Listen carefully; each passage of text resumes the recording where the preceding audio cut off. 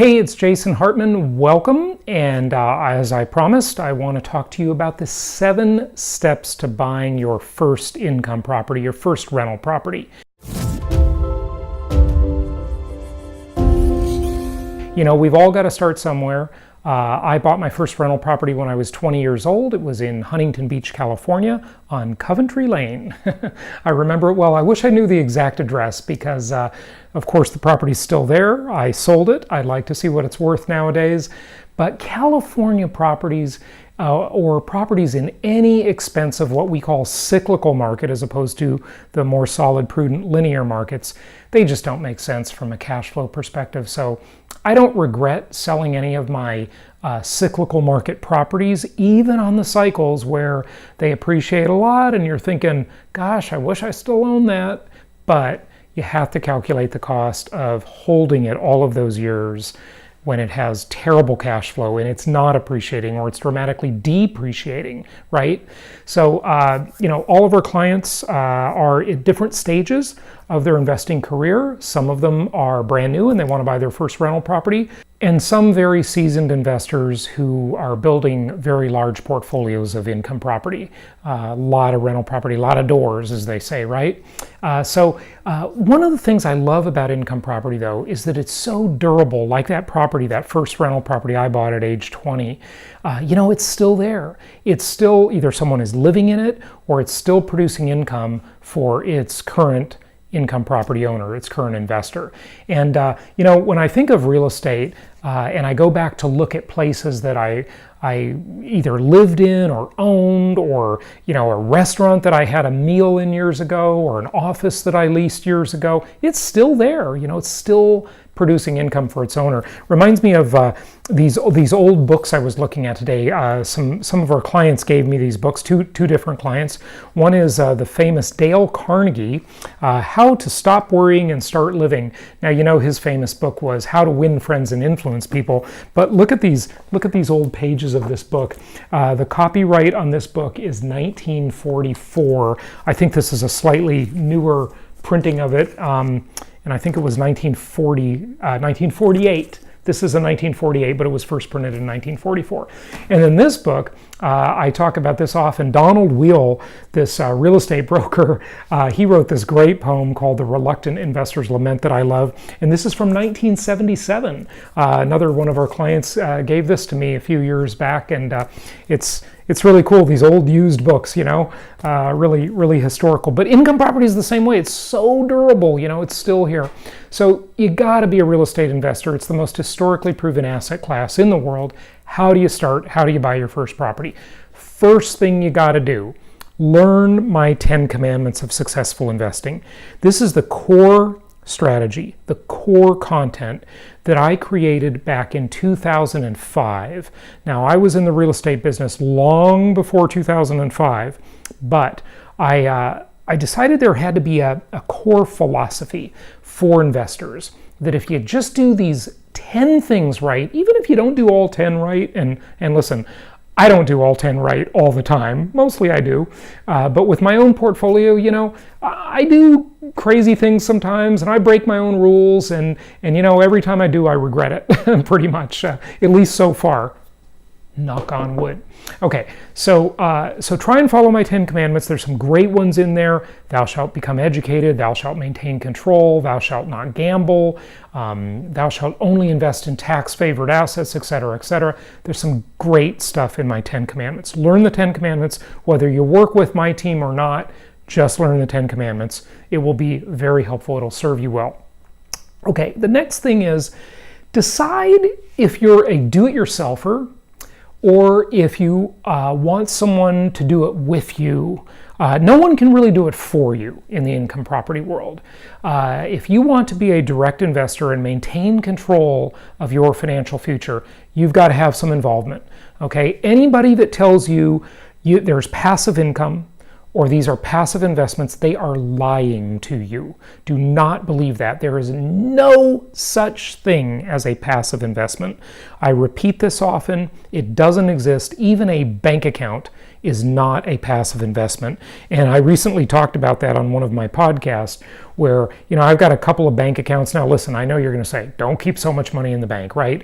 But, it's hard to deploy capital sometimes. We're all busy, and not every ounce of capital I have is working for me very well, honestly, okay?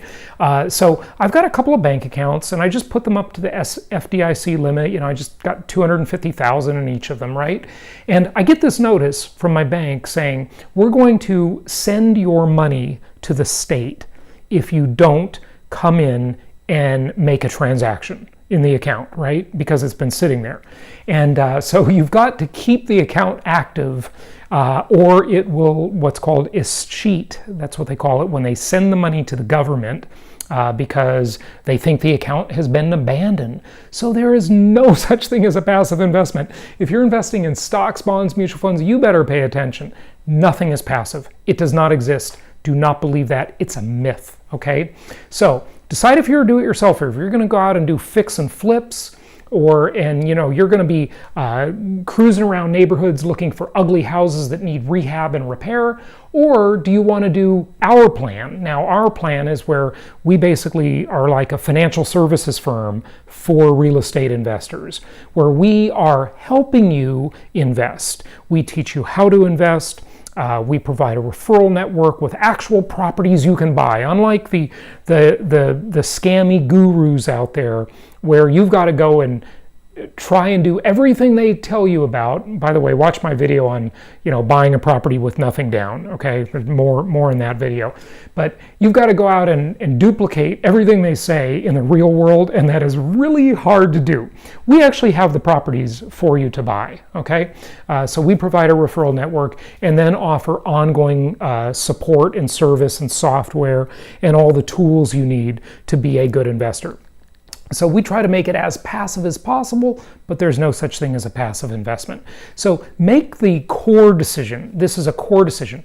Are you a do-it-yourselfer, or do you want someone to do it with you? If you're a do-it-yourselfer, that's a whole nother set of competencies than if you are a semi-passive investor who has a day job, who has responsibilities, who has other things to do, and you just want to create an income property portfolio for your future. We help you do that, okay? So make that decision. Source money. That's step 3, okay?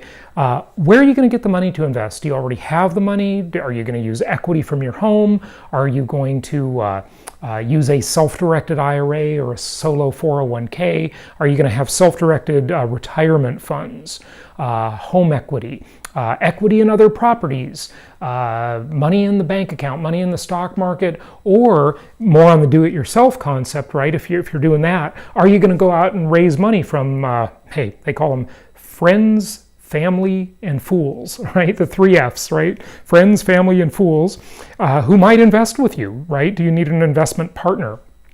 How are you going to get the money? If you think you're going to do it with nothing down, you may not want to even bother with that strategy or that thinking. Listen to my other video on whether or not you should buy a property with nothing down. I know a lot of you are thinking, well, why wouldn't I, right? Because, hey, it's no money down. But there's a lot to that, okay? So check out that video on that subject. Okay, so if you are going to be a do-it-yourselfer, you got to go hunt for properties, okay? That's step 4. You got to go looking. You've got to get really good in just one market. You've really got to learn that market. You've got to know it like the back of your hand, the proverbial back of your hand, okay? If you're not going to be the do-it-yourselfer, then work with a team. Like our team can find the properties for you. Okay, so our team can find the properties. You'll work with your investment counselor to find the properties. And then, simple as this. This is the last step. Put a property under contract. Buy it. Okay? Buy the property. Now, there's a lot to do after that. There's a lot to think about after that, right? Because after that, you gotta learn how to either hire a property manager and manage your manager, or manage your own property. If you're a do-it-yourselfer, you might be thinking, well, I'm going to go flip properties, or I'm going to wholesale properties, or something like that. Do you want to make this a business? Do you have time to make this a business, right? Are you going to give up your career to be a real estate investor? And a lot of people make that decision, and a lot of people have made a lot of money in that decision. Some people that haven't either had the right circumstances or the right luck, or just didn't dedicate enough to it, it hasn't worked out for them, and they lost money by ending their career. The safest bet is to keep your career and have a team to help you do it, right? But different set of competencies, definitely.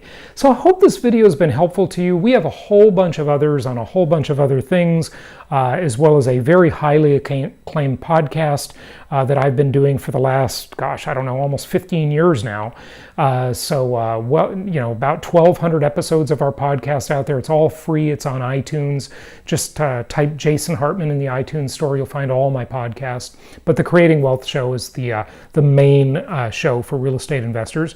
And then other videos on this YouTube channel, where we can talk about rent-to-value ratios, buying with nothing down, where we talk about managing your manager, self-management of your properties, the Hartman Risk Evaluator, which tells you how to really reduce risk when you're investing. Very unique process that I came up with myself after being in the business for 19 years, and that was a while ago. I've been way more than 19 years now. But the Hartman Risk Evaluator can be very helpful to you as well. We talk about inflation and economics and the effect of all those things on your investments. So please subscribe, leave a comment down below, and we'll try to get to you and answer your questions. And thanks again for watching, and happy investing.